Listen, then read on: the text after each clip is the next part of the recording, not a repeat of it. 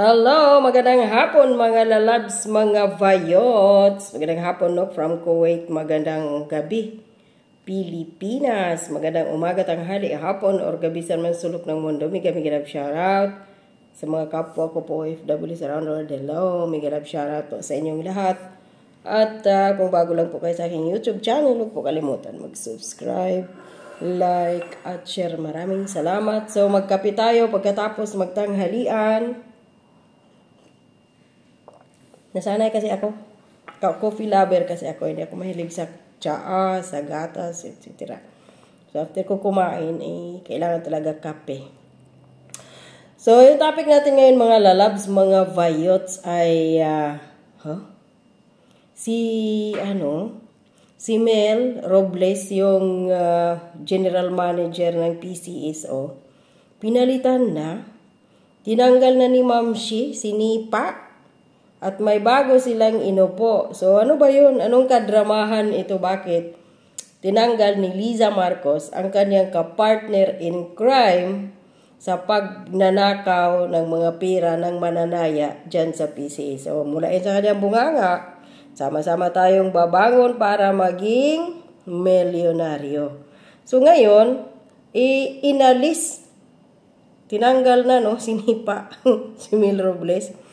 Ito ba ay para dahil pantakip ba ito sa isyu dahil nga sa sunod-sunod na pagkapanalo ng mga loan bitor, no? Walang habas, linggo-linggo, 2 bisis, ganyan, tapos ang lalaki ng mga napanalunan. So, para may masabi sa zona ni Bongbong Marcos dahil malapit na eh. So, 2 months na lang. Sa July 22 ba or 23? Basta something ganyan ang kanyang zona, or July 24. So para may maipagmalaki si Bongbong Marcos, sasabihin na, nagtanggal tayo, inalis natin yung mga corruption sa gobyerno. Ayaw natin ng corrupt sa ating pamahalaan. Yung may mga ganyang drama, no? So ngayon, tinanggal na, no? Si Mel Robles. So, ayon dito sa balita, mga lalabs, mga bayots, is itong balita ng Pilipinas, no, pinangunahan ni Executive Secretary Lucas Bersamin ang oath-taking ceremony para kay retired Judge Felix Reyes, ay dating nagsilbi bilang miyembro, bilang miyembro din daw ng PCSO Board of Directors noong Nobyembre 2022. So, andun din pala ito. So, ano to? Parang Chase Escudero lang din ba ito? At Mig Subere? Ang style, traidoran? Or talagang inalis na siguro ni Ma'am Shi, si Mel sa pagiging general manager ng PCSO dahil mainit na sa mata ng taong bayan ngayon. At siguro, kutang-kuta na si Mel Robles sa kanyang kunwari bigay noong campaign donor niya kay Bongbong Marcos panahon ng kampanya na 30 million pesos. Siguro, sabi ni Ma'am Shi, ni Liza Marcos, kutang-kuta ka na, Mel.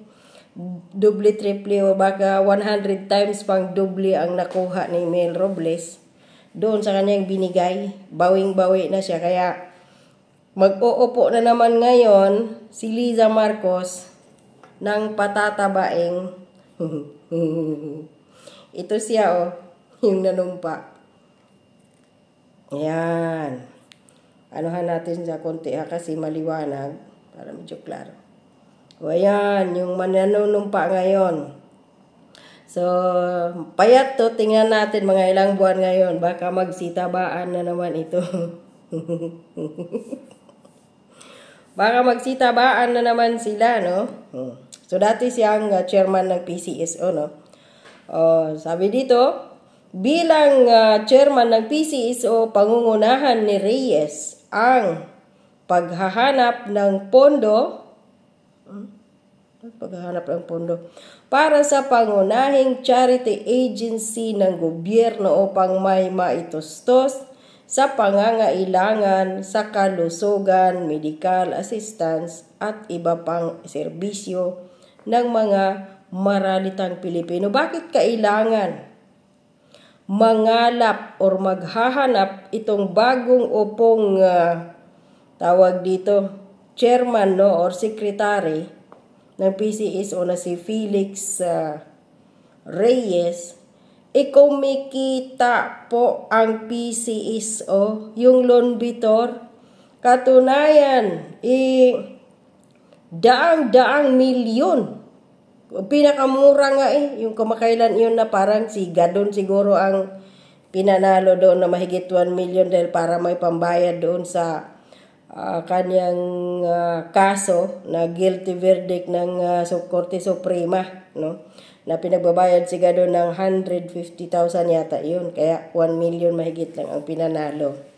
Di natin alam, baka ganyan, no? Dahil nalaman lang din natin yun na ito palang PCSO ay ito yung ito yung ahensya na pinangsusuhol din ng administrasyon ni Bongbong Marcos sa mga taong gusto nilang mazipir yung bunganga, kagaya ni ex-PDEA agent Jonathan Morales. Di po ba na pinuntahan siya doon ni excuse me, ni sino ba ito? Yung kaibigan niya, tapos tumawag yung si Picoy. Nasabi kung ano yung kailangan niya, gusto niya para itigil lang yung pag-witness doon sa PDEA Lex. So, di ba nagbiro si Jonathan Morales na Luteri gusto ko manalo?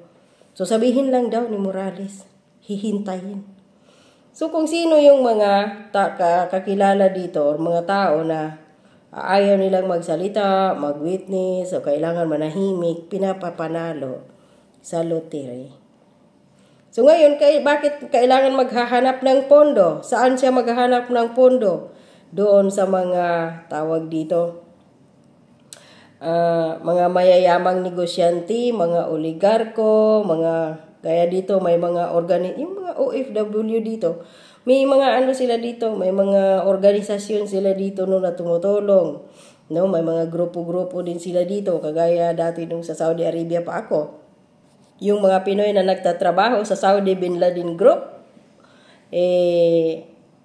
may sila,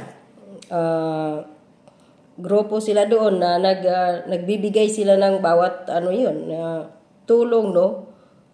Tapos binibigay doon sa Bantay Bata 163 dati. So, dito naman magharap ba or sa ibang bansa, lalo na sa mga OFW sa Japan, sa Amerika, sa Europe, manghihingi sa mga private institution, private companies, or kung saan pa. Itong si Felix Reyes, samantalang kumikita yung PCSO. So, saan napupunta yung kinikita ng PCSO? Doon sa mga mananaya na daan-daang libo o daan-daang milyon. So, nakakatawa lang, no? Tapos ay pa dito si Reyes daw, itong si Felix Reyes ay 63 anyos, ay dating naupo bilang presiding judge. Dati pala itong presiding judge ng Makati Regional Trial Court or RTC simula 2006 hanggang 2021. Acting President ng Taguig Branch, Taguig City Branch 70 simula 2017 to 2019. Lipa City RTC simula Pebrero 2011 hanggang Setyembre 2021 at Calamba City RTC simula 2021 hanggang nung 2013, no? Nung 2013 to 2021, something ganyan. So, ito siya. Ang bago ngayong patabain ni Liza Marcos. So, paano na ito? Si milyonaryo. Nalungkot. Ay, pinalitan na siya. O baka iupo siya sa ibang lugar. Matatandaan ko na may vlog si Maharlika. Matagal-tagal na, mga 2 months ago yata. Na parang alisin itong hindi ako sure, nakalimutan ko na to. Sino ba ito? Itong milyonaryo na to, si Mel Robles. PCSO at ilagay yata sa custom. Kasi parang mas malaki. Mas malaki ang makukulimbat nila doon kaysa dito sa PCSO. So, bantayan natin to si Milyonaryo kung magkatotoo yung puting ahas ni Maharlika. Kasi nagkatotoo na to eh. Inalis na si Milyonaryo at ipalit itong butiki na patatabain ni Liza Marcos at gawin ding buwaya. So, yun. So, break na ba si Liza Marcos at si Milyonaryo? Kaya sinibak na siya dyan sa PCSO? I don't think so. Naglagay lang din si Liza Marcos ng bagong magiging milyonaryo na kasabwat na.